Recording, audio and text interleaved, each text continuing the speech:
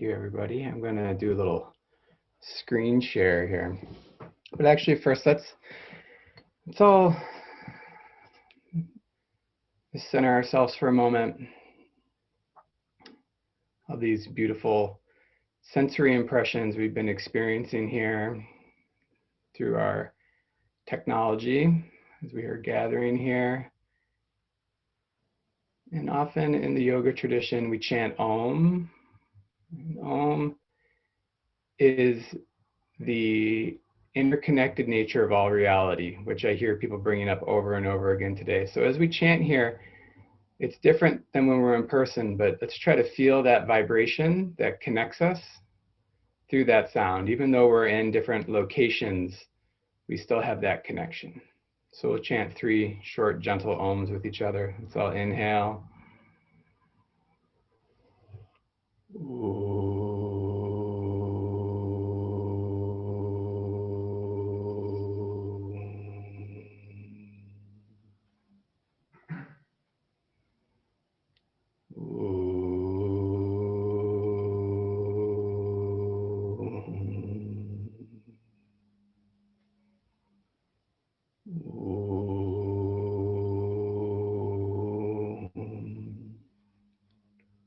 Om Shanti Shanti Shanti. Om Peace Peace Peace.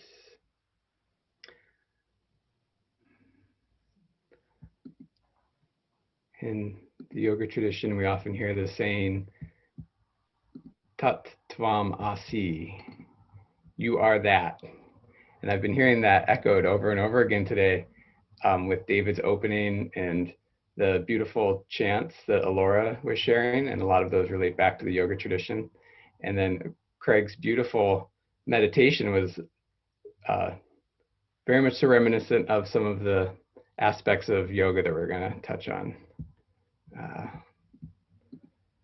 So when I was asked to do this, my mind instantly went to the interfaith aspect of the larger yoga tradition. I don't know how many of you are aware of Mother's Trust interfaith community in Ganges, Michigan, but I've been very involved with them. And they are from the lineage of Sri Ramakrishna. And some people feel or believe that Ramakrishna's life unlocked the energy of the interfaith movement on the planet. And so we're going to talk about that, but also just yoga in general. And my question that I want to kind of pose to you on the inspirational side of this is, as we look at yoga in its full system, where do you fall in it? And what can you do to increase that in your life, to grow that relationship? So some of you may be very familiar with this information and be a nice review. Some of you, it might be new. So we'll just go over briefly. I'm used to being able to talk. Like yesterday, I had teacher training and I got to talk for, 7 hours. So 20 minutes, this will be fun. So Bhakti Yoga, singing, dancing, prayer. So I've been at the Interfaith Center before where we've done kirtan, which is a specific kind of Bhakti Yoga practice.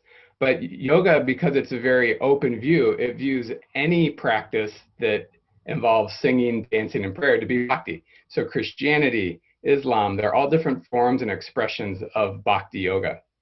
And then with Karma Yoga, the yoga meaning union, the yoga of action. So being of service to others and being of service to society. But while we're doing that, it's not just being of service to others, it's releasing the fruit of our actions. So that's where the yoga aspect of it comes in. And then Jnana Yoga, self-inquiry, contemplation, the study of philosophy, scriptural study. So we had a beautiful reading, those poems. Craig's meditation was very much so in alignment with the deeper Jnana Yoga traditions of contemplating what is meditation, what is awareness, who am I, what is the nature of the mind, what is that direct experience. So all of these paths, ideally, they're growing together. And as we deepen on our spiritual path, these expressions grow more. So yoga meaning union. The true meaning of the word yoga is union, which is often associated with just yoga asana. But, let me see here. My slide's not moving.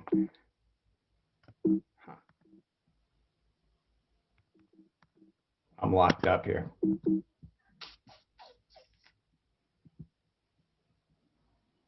I know what the next slide says, so I'll keep going.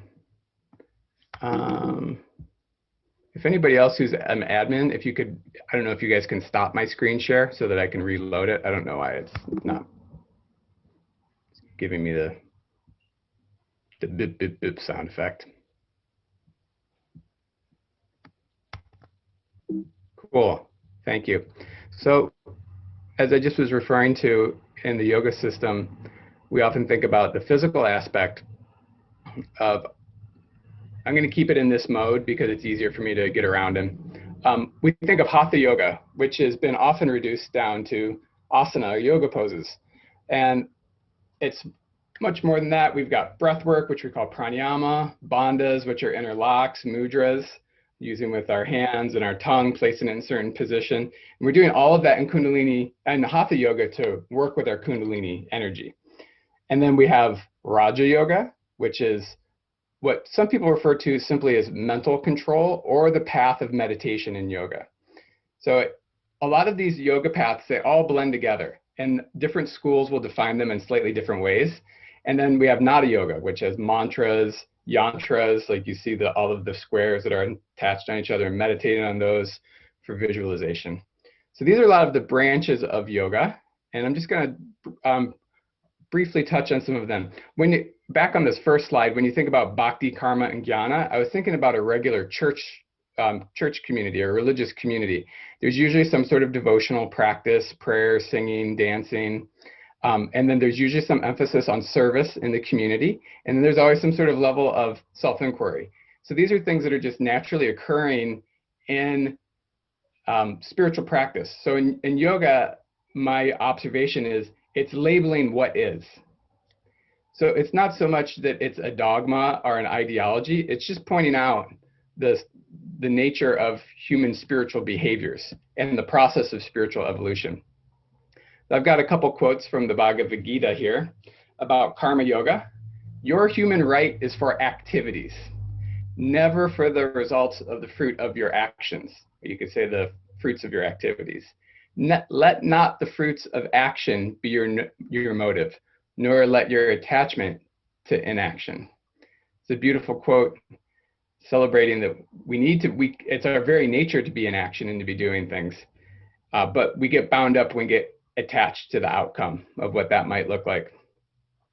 And then another quote, perform all your actions forsaking attachment to their fruits, being indifferent to success and failure. This mental evenness is termed yoga. So that's a pretty lofty state. And it's not saying don't do, it's saying do, be active, and do for the sake of experiencing what's unfolding in the moment, and let it be what it is. So sometimes it's hard. We will want to have things as we hoped to from our action, but we need to let it all go. So Bhakti Yoga, in the picture here in the bottom corner, I have a picture of Chaitanya Mahaprabhu, who is the founder, or you could say the spiritual awakened one who brought the Hare Krishna movement. And another quote from the Bhagavad Gita, those with faith holding me as their supreme aim, me being Krishna, follow this immortal wisdom. Those devotees are exceedingly dear to me. So Bhakti Yoga, it can be very much so framed in like a Hindu-centric view, but again, even in Hinduism, we see there's thousands of deities, and you can have yoga with any of those deities. You could have your bhakti towards nature. You could have your bhakti towards the formless expanse of the universe. So in the yoga tradition, it doesn't say that you have to do one way. And this is the intrinsic interfaith nature of the yoga system, which is the theme of the topic of the theme today, theme of the topic. Stumbling over my words. So jnana yoga, sometimes spelled with a G, constantly engage in the knowledge of the self, that's with a capital S, keeping the goals of truth and self-knowledge in sight. This is the path of wisdom. So this again is from the Bhagavad Gita. So if we notice here in this quote, self is with a capital S. So it's not my limited sense of self, my body, my mind, my opinions. It's the infinite sense of self. which I believe we're being pointed to in the meditation that we were doing. What is this? What is awareness? What is that infinite sense of self? So these were just a couple, Bhakti, Karma, and Jnana Yoga, and they have this intrinsic aspect of interfaith in that you can, some of the yoga traditions focus on these more or less, and there's been a long-standing attempt for tolerance. Of course, humans tend to fail at that sometimes. We all do, even those of us, like myself, who think we're tolerant. Sometimes we're not. But there's a heavy emphasis in the yoga tradition to really try and try again to be tolerant, to allow other people to have their path, and to learn from other people's paths and to celebrate other people's paths. So with that, in the more modern age, late 1800s, we had the life of Sri Ramakrishna. And as I was saying at the beginning, some people feel that he unlocked the consciousness of interfaith as a global phenomenon. We don't need to believe that or not. Regardless, his life is very interesting. And here's a couple great quotes from him. Every religion is a valid path to spiritual fulfillment. Boom. That's the essence of interfaith dialogue right there, and truly celebrating other people's paths. And then I like this other quote because it's talking more about the really the personal experience of consciousness and what is the fruit of all healthy religious paths. I feel the universe is saturated with consciousness, just as the ground is soaked with water in the rainy season. I feel the universe is soaked with consciousness, just as the ground is soaked with water in the rainy season. So this is an enlightened person trying to explain the unexplainable, saying that it's in all religions and all spiritual paths, and it's all pervading, and it's eternally one.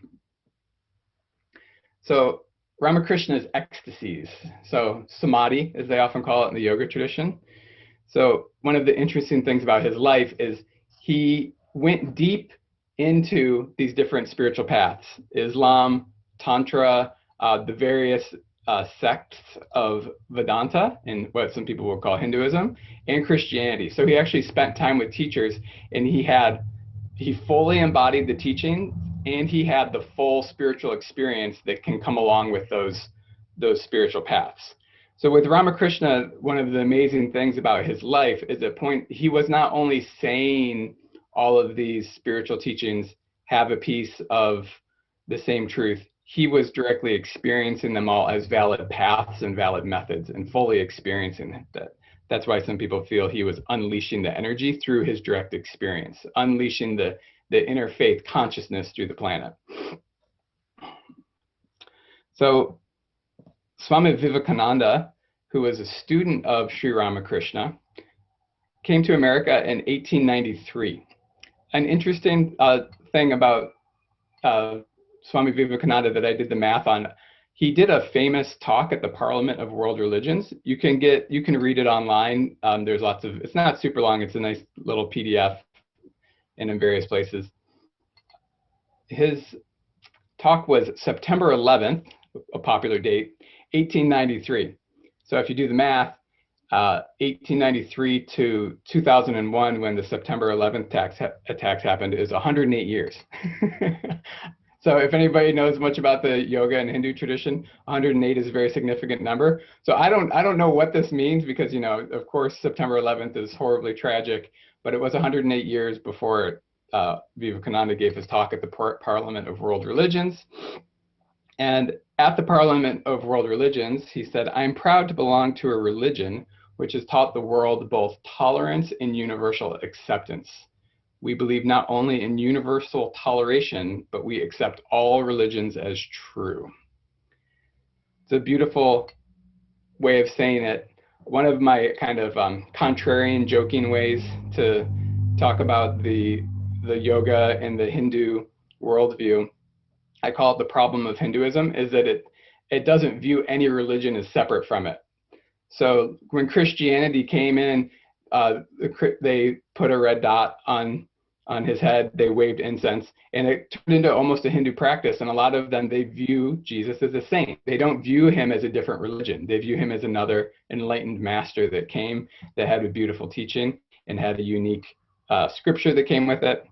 And you see this over and over again through the yoga and Vedantic traditions as an enlightened person comes, and then they have a teaching that they offer with everyone.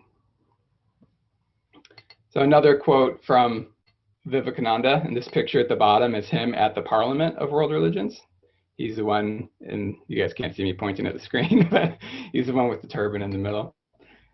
The Christian is not to become a Hindu or a Buddhist, nor a Hindu or a Buddhist to become a Christian, but each must assimilate the spirit of the others and yet preserve his individuality and grow according to his own law of growth. Some more words of tolerance and interfaith celebration. So coming more into the more contemporary, although a little while ago now, Swami Satchidananda, who was the founder of Integral Yoga, he was a disciple of Swami Shivananda. He was very involved with the interfaith movement on the East Coast, and he worked a lot with Rabbi Gelberman, and I believe that some people at the Interfaith Center here have connections to that organization.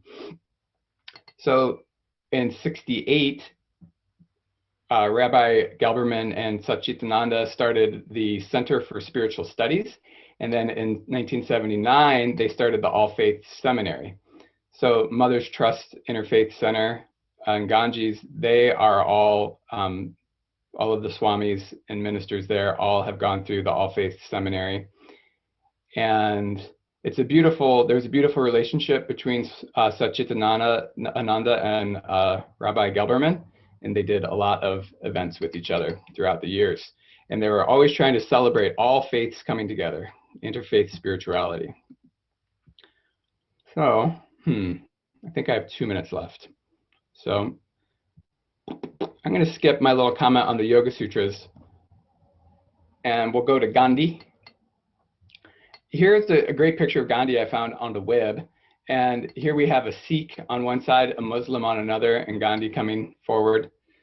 And during the Gandhi freedom fighter movement, there was a heavy emphasis on bringing particularly Hindus and Muslims together with tolerance, because they weren't going to be able to create a healthy society without that happening. Now, of course, it didn't land perfectly, and we always have people trying to detract from Gandhi these days. There's a lot of people that are speaking harshly of him, but he still offered a really beautiful teaching, and I feel it's better to focus on his positives versus focusing on possible negatives or theoretical negatives. But during this time, they would get together and the freedom fighters would march, and they would sing a song. And I want to close with that song. And I'm not going to sing it all because I don't have it all perfectly down, even though, as most of you know, I do kirtan and things like that. But it's a beautiful song because it celebrates that God is in all religions, particularly focusing on Islam and Hinduism in this. So the translation is, O Lord Ram, uplifter of the fallen, you and your beloved consort Sita are to be worshipped. All names of God refer to the same supreme being, including Ishvara and the Muslim Allah. O Lord, please give peace and brotherhood to everyone, as we are all your children. We all request that this eternal wisdom of humankind prevail.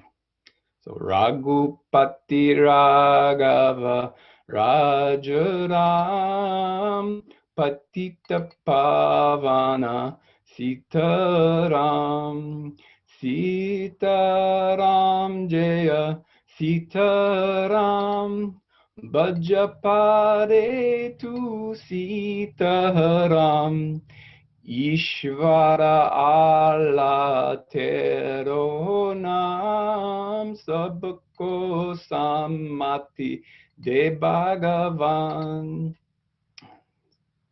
So if I keep singing, I'll butcher the rest. But as we can see here, we can see the word Ishvara, which is a different name of God within the Hindu system, Allah, and then name, Nam, the name of.